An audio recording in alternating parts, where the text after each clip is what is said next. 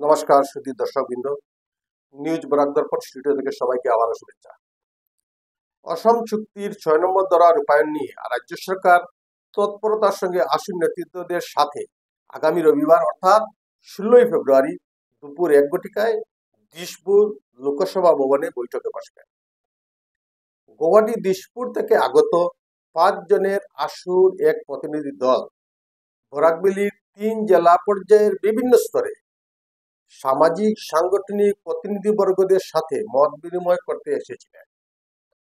গতকাল রাত্র ৮টা ৩০ শিলচর আবর্ত ভবনে কাছাড় জেলার খিলঞ্জিয়া ভূমিপুত্র সামাজিক সংগঠনের বিশিষ্ট প্রতিনিধিবর্গ ৬ নম্বর দফা পূর্ণ বাস্তবায়ন নিয়ে নিজস্ব মতামত বৈঠকে তুলে ধরেন।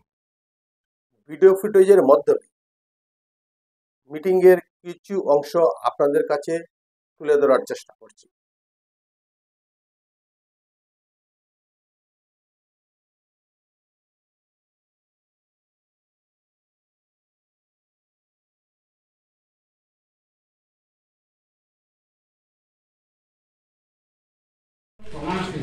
এটা প্রমাণ আছে অক্সফোর্ড ইউনিভার্সিটিৰ তাত কপিটো মই তাত দিয়ে ইয়াতে আসাম ইউনিভাৰ্চিটিৰ পৰা মই কাৰেকশ্যন কৰিছোঁ সেইটো অৰিজিনেল বইটো আসাম ইউনিভাৰ্চিটি যাব আৰু কিন্তু এই বইত এই কথাটো আইগৈ একজনের কথাটো লেখা আছে যে কিমান বছৰৰ আগত ২০০০ বছৰ আগত আইগৈ একজনের পৰা আমরা এইফালে আসামৰ ভিতৰত সোমাইছোঁ।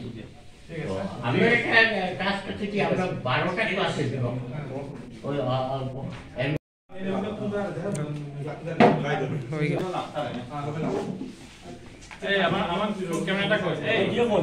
আসামের মুখ্যমন্ত্রী ডক্টর হিমন্ত বিশ্ব শর্মা মহাশয় সংবাদ মাধ্যমে বলেছিলেন, বরাকভ্যালিকে বাদ দিয়ে অসম চুক্তির ৬ নম্বর দফা রূপায়ণ করা হবে।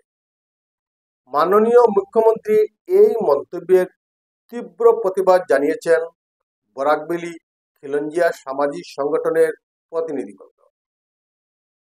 বরাকভ্যালির ভূমিপুত্র জনসাধারণ সার্বিকভাবে বঞ্চনা, অবহেলা এবং সাংবিধানিক অধিকার আদায় থেকে পরিকল্পিতভাবে পঙ্গু করে রাখা হয়েছে। আসুর প্রতিনিধিবর্গ জানিয়েছেন, বরাকভ্যালিকে বাদ দিয়ে ৬ নম্বর দফা বাস্তবায়ন সম্ভব নয়। আগামী এপ্রিল মাসের মধ্যে রূপায়ণ প্রক্রিয়ার সর্বশেষ পরিস্থিতি আপনারা জানতে পারবেন। রাজ্য সরকারের আওতায় থাকা কমিটির ৪০টি সুপারিশ আগামী এপ্রিল মাসের মধ্যে কার্যকরী করা হবে। কেন্দ্রীয় সরকার এবং রাজ্য সরকারের আওতায় থাকা ১২টি সুপারিশে রাজ্যের আওতায় থাকা অংশ একই সঙ্গে বাস্তবায়িত হবে। ইহা ছাড়াও ১৫টি সুপারিশ যেটা কেন্দ্রীয় সরকারের আওতায়, তার জন্য কেন্দ্রকে অনুরোধ করতে হবে এবং ত্রৈপাক্ষিক বৈঠকে আলোচনা হবে। সম্পূর্ণ এই প্রক্রিয়াকে বাস্তবায়িত করতে অ্যাকশন প্ল্যান তৈরি করে আসুর প্রতিনিধিদেরকে অর্পণ করতে হবে।